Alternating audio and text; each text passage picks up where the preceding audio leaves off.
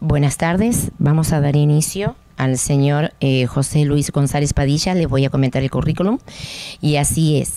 Este maestro de toda la vida en prepas y universidades, maestro de la vida y vago aprendiz de la muerte, como dice en uno de sus versos don Pablo Neruda, poeta de cabecera, en la primera juventud del escritor que ahora presentamos. Se ha leído en otras obras las obras novelescas de Gabriel García Márquez, a quien sus amigos le decían Gabo, quien ha dicho que el deber de todo escritor revolucionario es escribir bien y también que él escribe para que los quieran sus amigos. El señor José Luis es profesor universitario en Tijuana, México, hasta hace 9 años en la Universidad Autónoma de Baja California, en donde trabajó en su último periodo, ahí durante los 10 años anteriores de venirse a California.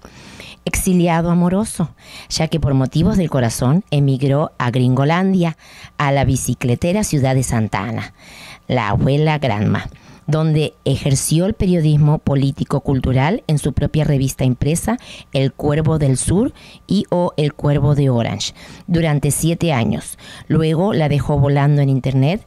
Se entra al sitio a través de www.occuervo.com o también pueden entrar a elcuervodelsur.com o radiomorena.org. Muy pronto será radiomorena.net.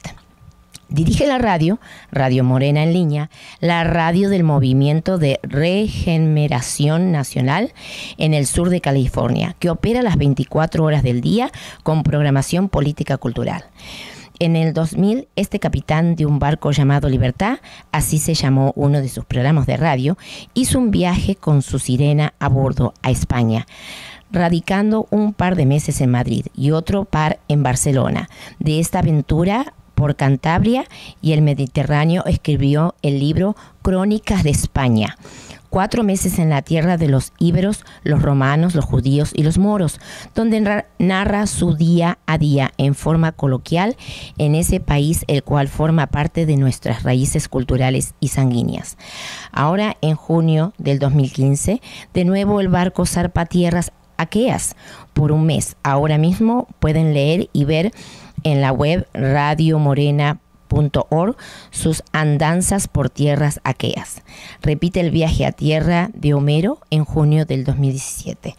Otros textos en proyecto llevará el título Textos y pretextos, Vientos Santa Ana, El Fígaro, El hombre en llamas, sobre valores y ética. Ahora trabajando en su poemario Carabela, que está en stand-by en Amazon. Por destino, manifestó, se ha involucrado desde toda la vida en la promoción cultural, así que cuando llegó aquí continuó modestamente en esta tarea en el famoso Centro Cultural de México en Santa Ana, del que fue coordinador de maestros hasta hace aproximadamente 2 años. Pertenece además al grupo Los Amigos de Santa Ana, cuyo lema es Nos gusta ayudar, el cual dirige el señor Manuel Peña y el presidente del Comité de Morena de Santa Ana del Movimiento de Regeneración Nacional en Estados Unidos. La formación académica del señor José Luis González Padilla es pasante de la licenciatura en Filosofía, pasante de la maestría en Asuntos Internacionales, licenciado en Relaciones Comerciales, promotor actualmente de la organización Casa Azul. Así que con todo esto, como ya ustedes se han podido dar cuenta, tenemos una persona de gran valor, una persona que merece escucharle, y a mí me pareció muy oportuno edificar al señor José Luis González porque muchos no sabemos de ello, y muchísimas gracias por darnos este tiempo. Muy amable. Gracias, Alicia, muy amable. Bueno, nomás quiero aclarar que el señor Peña no es el presidente de Morena en Santa Ana, sino soy yo, del comité de Morena en Santa Ana. No sé que me vaya a reclamar el señor Peña después, ¿no? Bien, vamos a iniciar esta charla que le he llamado Apuntes para un ensayo sobre el hombre.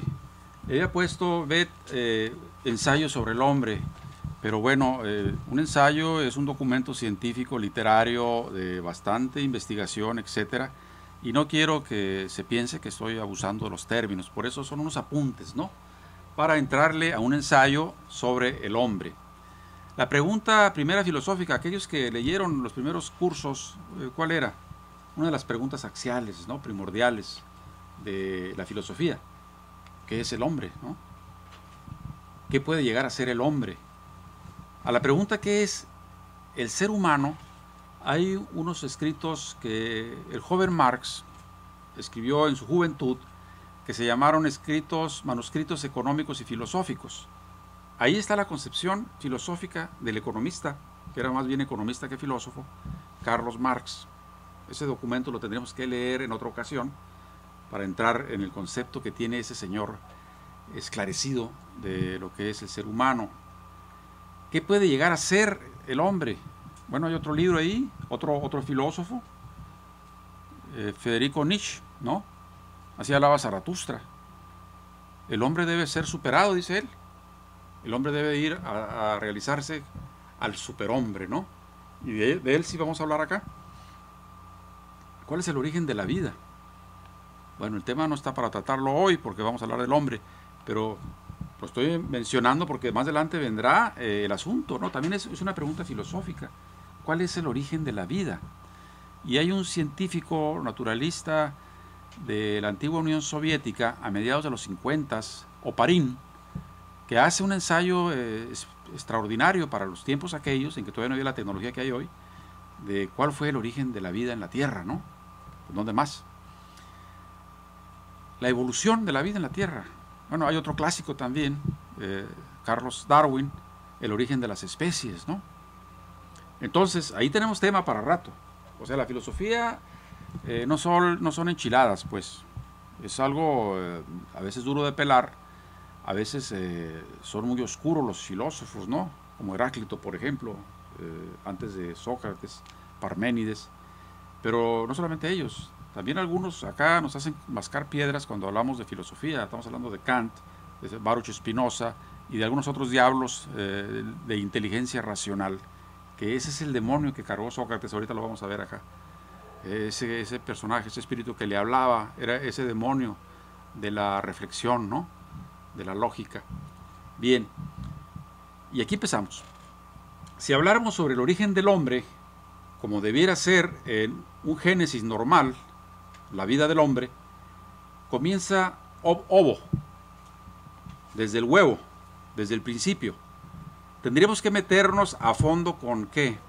Con la antropología filosófica, con teorías de la evolución decimonónicas, o sea, del siglo antepasado, siglo XIX, o con reflexiones ontológicas y teológicas. Por el momento no nos vamos a meter a fondo en esas sesudas reflexiones.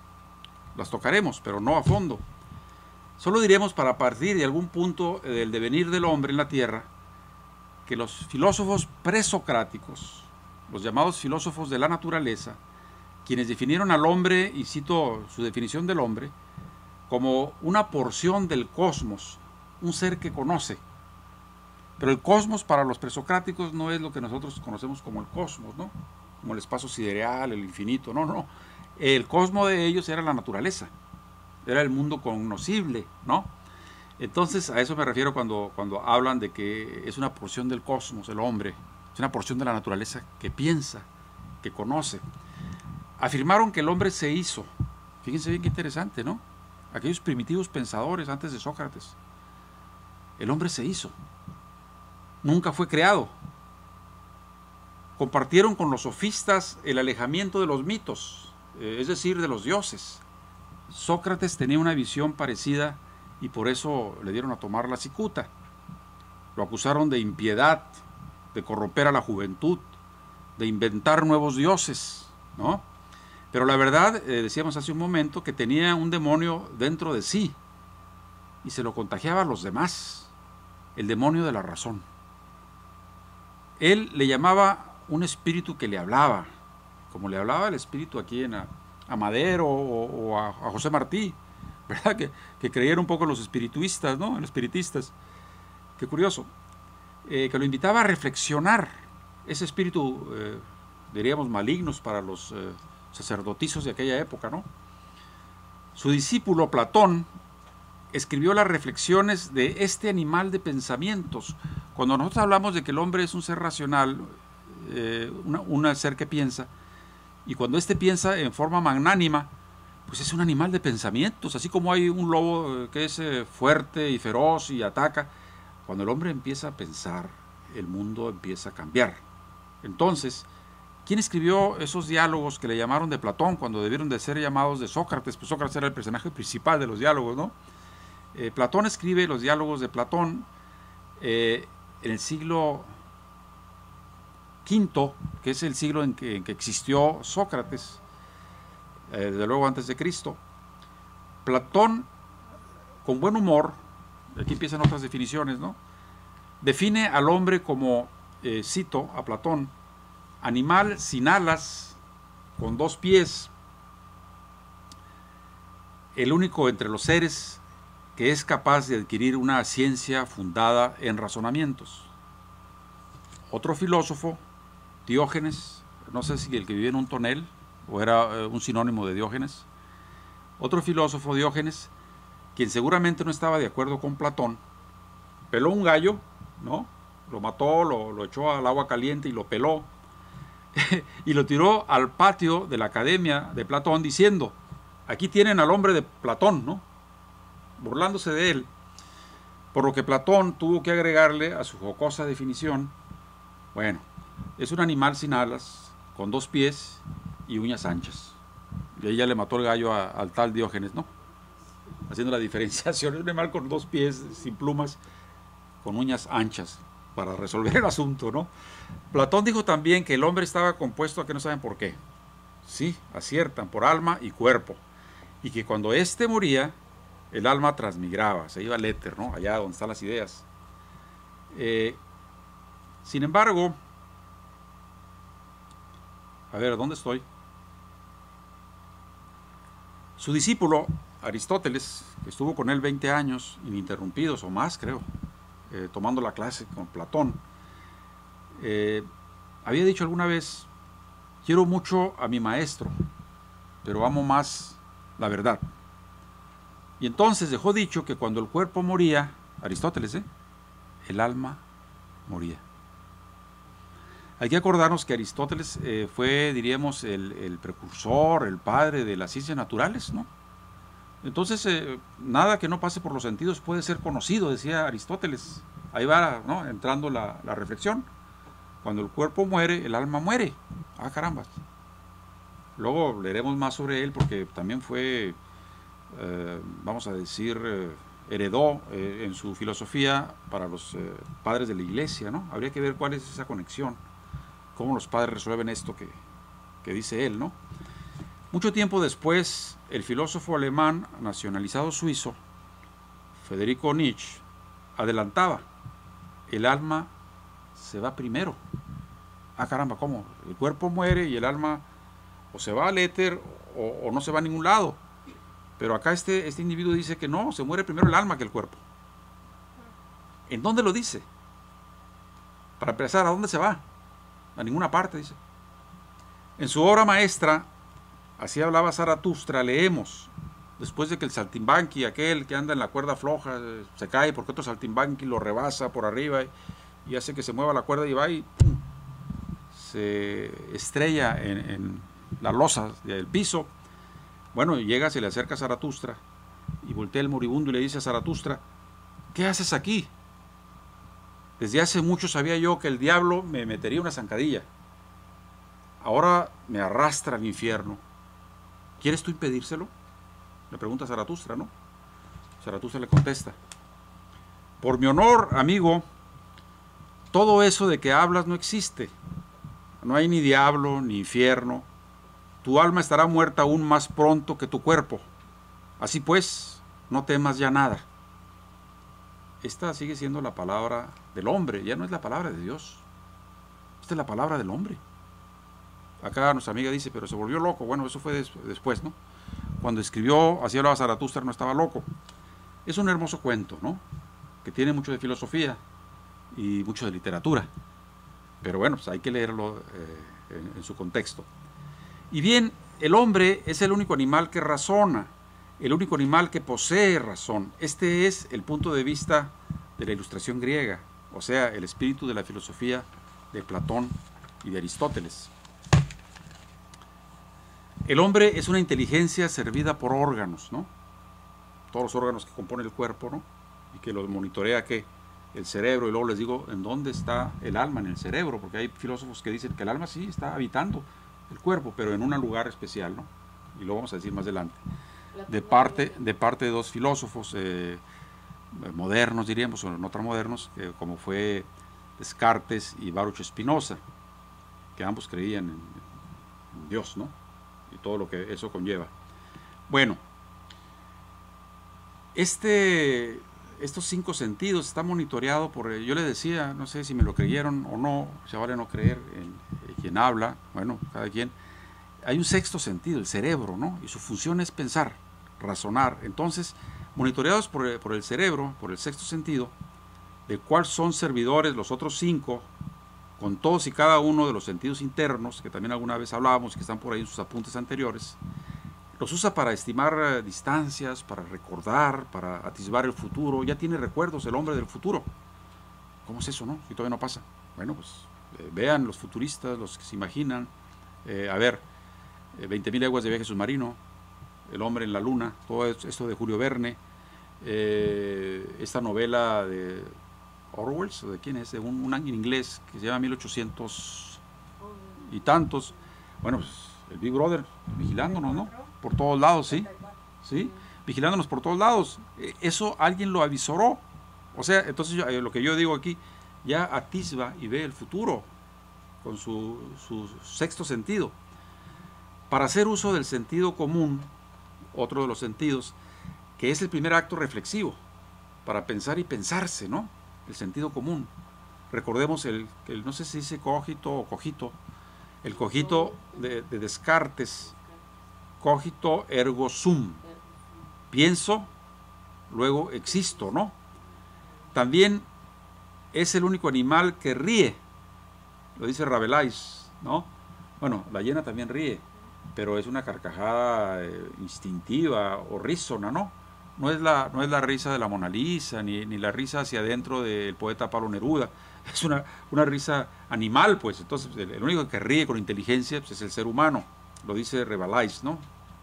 Rabelais, ahí me perdonan la pronunciación. Bien, tiene además una inteligencia emocional, ¿no? Desarrollada, bueno, no en todos los casos, ¿no? Vamos a decir que hay seres humanos que la tienen y hay unos que no la tienen, ¿no? Quien tiene una inteligencia emocional, pues no se suicida por una mujer, ni tampoco acuchilla a su hermano porque le echa ojos a su esposa, ni cosas de esas, ¿no? Es un ser equilibrado emocionalmente. También hemos llegado a ese equilibrio, los seres humanos. Bien, esa inteligencia emocional desarrollada, podemos decir que este animal de pensamientos también es un animal de emociones, de sentimientos. Es un ente sentipensante, Diderot lo dice, ¿no?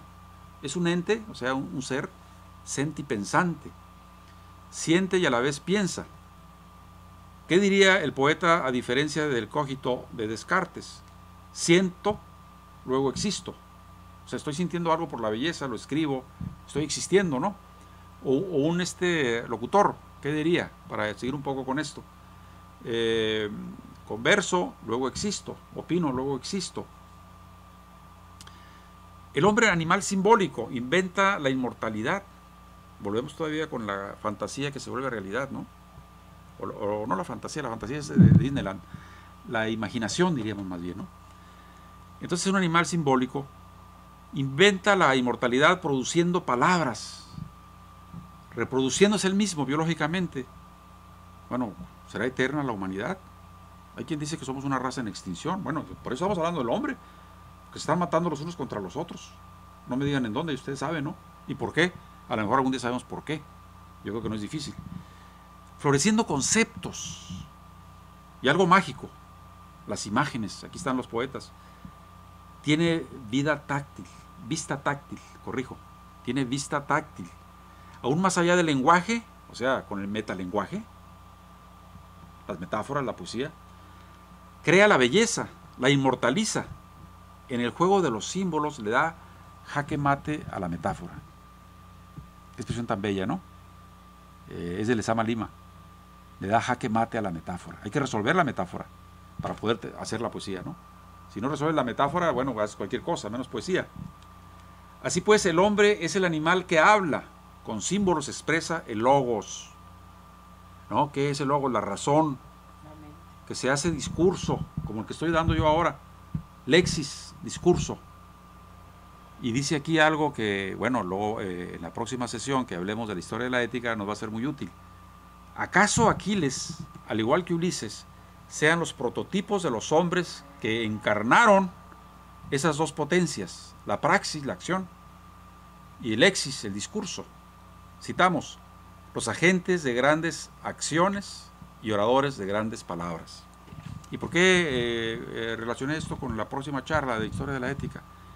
Podríamos hablar de una ética si no tuviéramos la Ilíada y la Odisea, de una ética griega, antes de, ¿qué?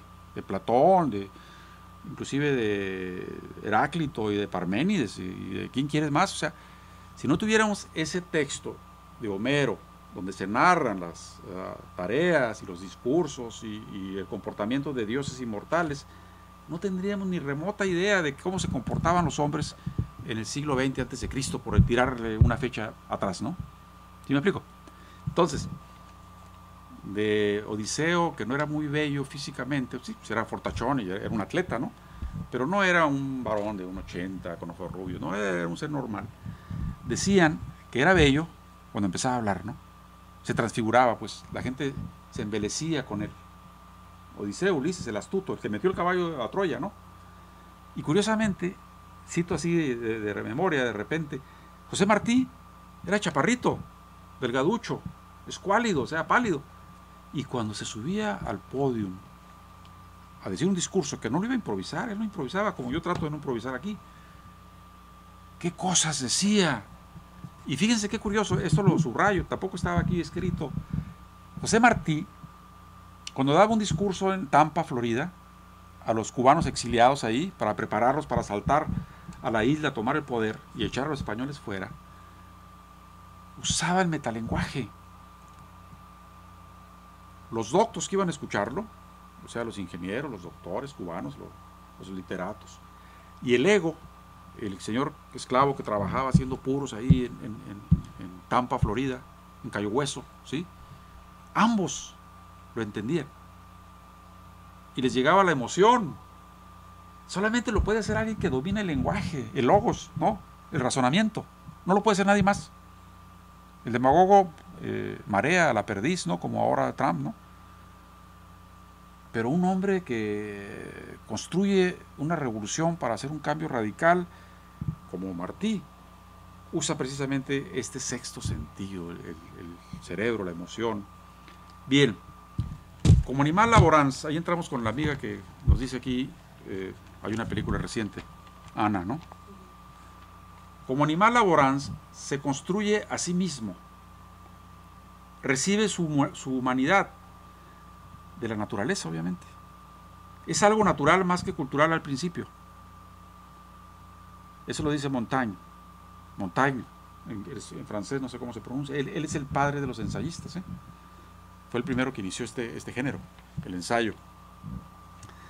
Desde que nace el hombre, crece, envejece, se está autoconstruyendo hasta que muere y deja de laborar. La labor lo abandona porque la labor es la vida. La labor es el proceso correspondiente al proceso biológico del cuerpo humano, ¿sí? Es el trabajo, diríamos, primordial, ¿no? Lo que te hace comer todos los días, lo que te da vida para tus hijos, los artículos de primera necesidad que todos los hacemos y los comemos, ¿no? A lo mejor el gran capitalista dice, no, yo no voy a hacer leche, pues eso no me deja ganancia, ¿no? Yo voy a hacer crema o queso, eso me deja ganancia. Ah, bueno, pues lo otro, lo básico, eso lo hace el ser humano para poder subsistir, ¿no? Ya sea con el permiso del capitalista o sin el permiso del capitalista, ¿no? Esta tarea que es la labor se da para el espontáneo crecimiento, el metabolismo y la decadencia final. Todo esto están ligados a las necesidades vitales producidas y alimentadas por la labor en el proceso de la vida. La condición humana de la labor es la propia vida. El libro de Ana se llama La condición humana y pone tres factores, ¿no? La labor, el trabajo que se pudiera confundir con la labor, ¿sí? Y la acción. Y la acción no es un corredor de reemplazo, no. La acción es la política, ¿sí? Quien no hace política no está accionando, está vegetando, está por ahí como un madero en el río, ¿no? Flotando, en fin, allá vamos. El Homo faber, el hombre que fabrica, el hombre que construye, ¿qué decía Franklin? El que hace utensilios, ¿no? A la manera del utilitarismo norteamericano pragmático, es el hombre que hace cosas, ¿no? Bueno, el Homo faber construye cosas, transforma su entorno, el cual a la vez lo transforma a él, lo condiciona. La herramienta que inventó para construir, a la vez lo construye a él. O sea, es un boomerang, ¿no? Tú haces una silla, la estás construyendo y tú estás construyendo de ti mismo a través de tu obra, de tu trabajo, sobre todo en la época en que los señores artesanos podían contar con sus propias herramientas y hacían sus propias cosas y podían mercar sus propias cosas y se sentían orgullosos de eso. Luego vino la enajenación. ¿Qué es la enajenación? Tú haces eso, pero no es tuyo. Es el no trabajador, ¿no? Y de eso hablaríamos al final de este discurso. Bien, entonces el hombre transforma su entorno, a la vez crea herramientas que a la vez lo construyen a él. A través del trabajo proporciona un artificial mundo de cosas, bien distintas a las que proporciona la naturaleza, ¿no? Eso lo distingue de todo el mundo animal. La condición humana del trabajo, según dice Ana, es la mundanidad. La otra naturaleza, el mundo construido por él, diríamos con Gramsci, este mundo grande y terrible, el hombre es el único animal que construye herramientas. Sus manos son 2 pinzas. ¿Qué haríamos sin ellas, no? Imagínate que no tuviéramos estas pinzas. ¿Cómo agarrar las cosas, no? ¿Y de dónde bajamos, según dicen los evolucionistas? De los árboles. Eran patas allá arriba, también las manos. Cuando bajó el chimpancé, el homínido, no sé, el primer primate, se le desocuparon las manos de arriba, porque tenía los pies para caminar, y las manos se le habilitaron para agarrar una piedra o un garrote para si venía el peligro, ¿no? ¿Por qué bajaron de los árboles? Pues es cosa que se tienen que preguntar los biólogos, los antropólogos, ¿no?